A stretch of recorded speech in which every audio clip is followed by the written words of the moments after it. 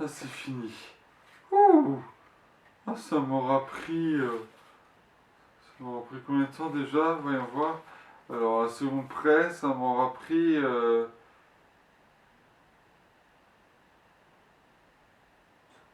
3h45. 3h45. Ah, ok, ouais. On va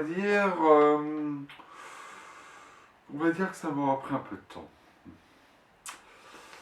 Ce film, on va y voir. On va dire que c'est un non, hein. Ouais. Là. L'un des grands problèmes de ce film, je pense, c'est qu'il a cédé à la facilité. C'est quelque chose auquel moi-même j'avais beaucoup réfléchi, mais la logique ne peut exister que s'il y a des choses que l'on ne peut pas faire. Si des facilités ont pour conséquence qu'on peut faire tout ce qu'on veut, il n'y a plus de logique. Et malheureusement, Rococo est rempli à ras-bord de facilité et d'illogisme. Entre les méchants qui font des choses stupides, car sinon les héros ne s'en sortiraient pas, les héros qui peuvent faire magiquement des choses pourtant impossibles, comme la souris qui se téléporte, ou bien entendu Chanteclair lui-même, qui peut faire lever le soleil par son chant, alors que pourtant, un fait pourtant avéré était qu'il ne pouvait pas le faire. Du coup, le film... franchement, n'est pas bon. Chaque fois qu'il se produit une facilité d'écriture, c'est comme à chaque fois autant de coups de hache qui s'abattent dans le corps de ce pauvre scénario. Mais enfin, mais qu'est-ce qui vous a fait ce scénario? C'était votre contrôleur d'impôts, c'est ça? Sérieux que...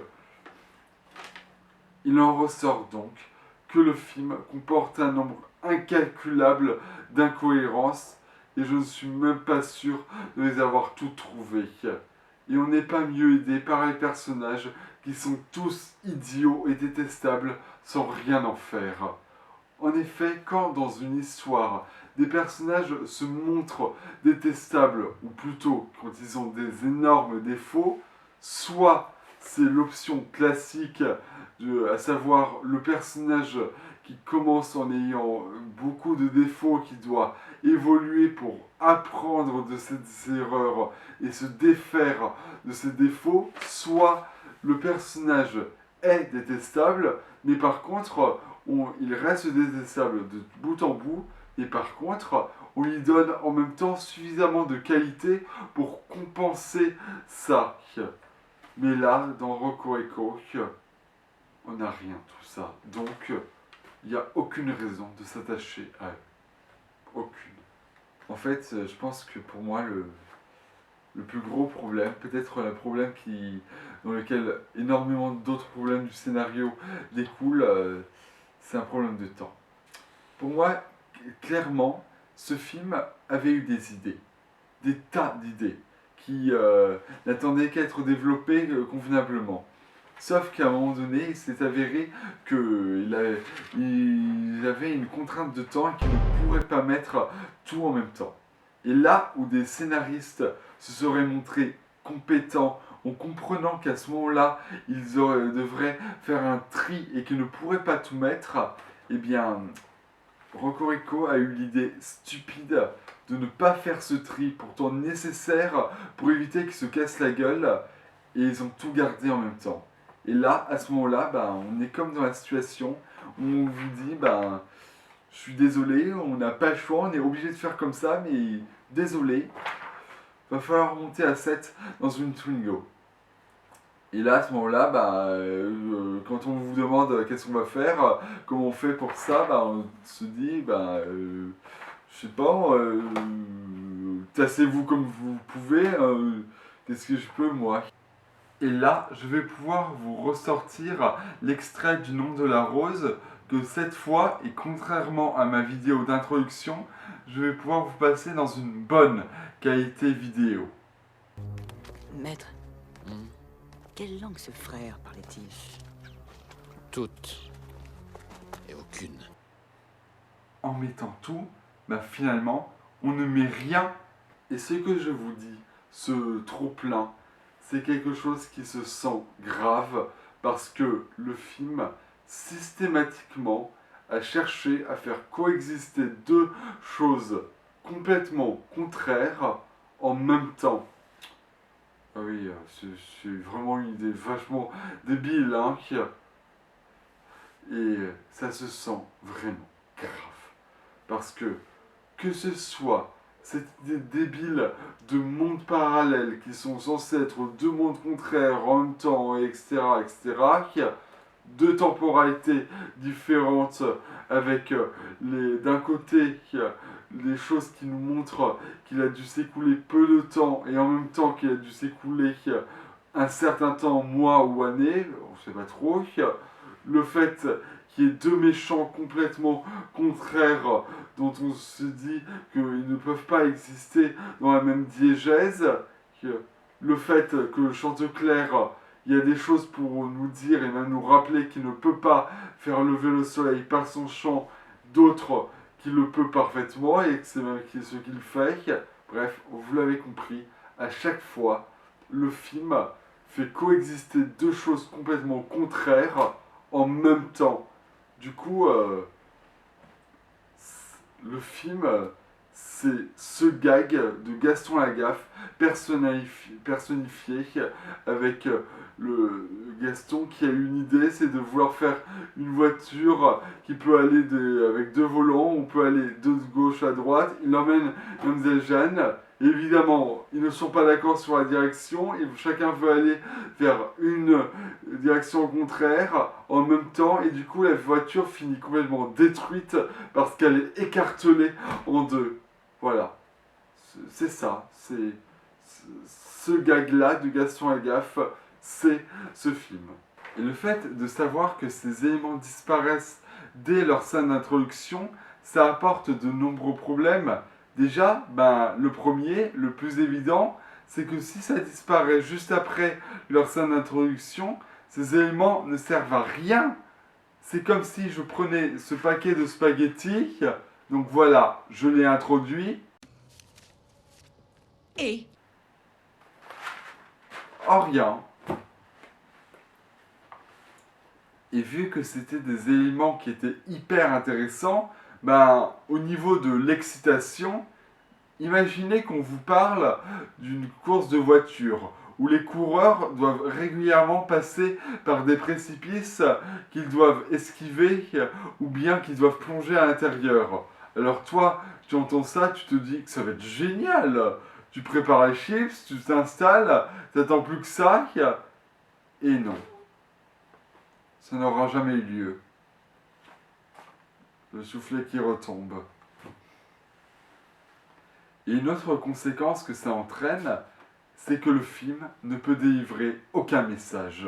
Puisqu'aussi bien le pardon des animaux qui est résolu hors champ, la jalousie de Goldie, ou que Chanteclair a déjà la réaction qui avantage le scénario, il ne peut y avoir aucun message.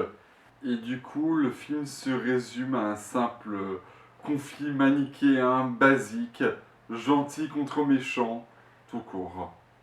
Alors, Don Bluth, t'es gentil, hein, mais vu que ton film est sorti en 91, avant ça, t'as eu toute la trilogie originale de Star Wars, t'as eu les deux premiers Aliens, t'as eu Piège de cristal, t'as eu tous les James Bond jusqu'à Permis de tuer, ce qui implique comme méchant Blofeld ou Goldfinger, ou bien dans les sbires Odd Job ou mes sbires préférés, le duo Wint et Kid.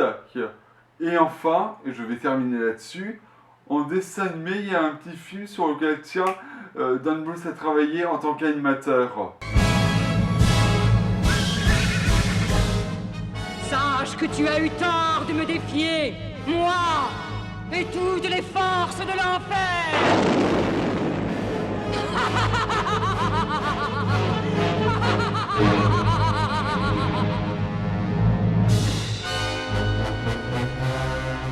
Alors franchement, Don Bluth, question combat du bien contre le mal, excuse-moi, mais j'ai vu mieux, hein. Et tout ça, c'est ce que fait le plus souvent le film, à savoir, on part de A et sans arriver jusqu'à Z, mais des fois, c'est l'inverse, c'est-à-dire, on était arrivé à Z, mais sans rien avant. Comme par exemple le fait que le duc là, et Pinky, le renard, soit de mèche sans qu'on explique pourquoi.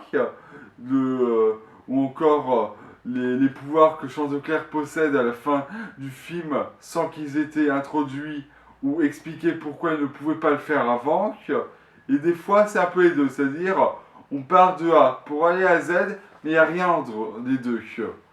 Comme par exemple le fait là que Doron là il ne montre aucun signe d'avoir peur ou de vouloir tuer son oncle alors qu'il y avait un ultimatum. Et quand tu recolles tous les éléments, quand tu prends en compte tous les problèmes du film, au final tu te retrouves avec un film qui n'a ni personnage, ni scénario, ni contexte, ni règle établie, ni univers défini, ni effort fourni, ni respect pour qui que ce soit, quel que soit l'âge du public, ni raison de suivre l'intrigue et les personnages, ni enjeu, ni conséquences, enfin. Alors du coup, est-ce qu'il y a quelque chose à sauver là-dedans? Ouais. La musique et les chansons, ce serait ironique quand même, vu le thème du film. Les doublages, les décors, l'attention aux détails, dans les détails visuels sur la scène, les quelques scènes qui indépendamment sont réussies, l'animation qui, mis à part quelques faux raccords, est quand même vachement de très très bonne qualité. Et en fait, ce qui est assez réussi, ce qui est le plus réussi, c'est bizarrement ce qui est la source de l'un des plus gros problèmes du film, à savoir les scènes et les sous-intrigues qui sont abandonnées sitôt qu'elles ont été introduites. Ben, ce qui est réussi, c'est en gros ce qu'on pourrait résumer les débuts. Tout ce qui a été abordé, mais qui n'a jamais été conclu. C'est tout. Rien d'autre. Tout le reste est raté. Et tout ça, je le redis, c'est dû au fait que les scénaristes n'ont pas fait de tri dans leurs idées. Parce que j'ai bien compris que toutes ces facilités, c'était un moyen pour eux d'aller directement au but. Sauf que ce n'est pas une excuse. Parce qu'à ce moment-là, ben, imaginez à quelqu'un qui fait son jogging et qui, pendant qu'il court, va essayer de se donner à lui-même des croche-pieds et il va réussir. Et du coup, il tombe, il se fait mal et il se rétame par terre.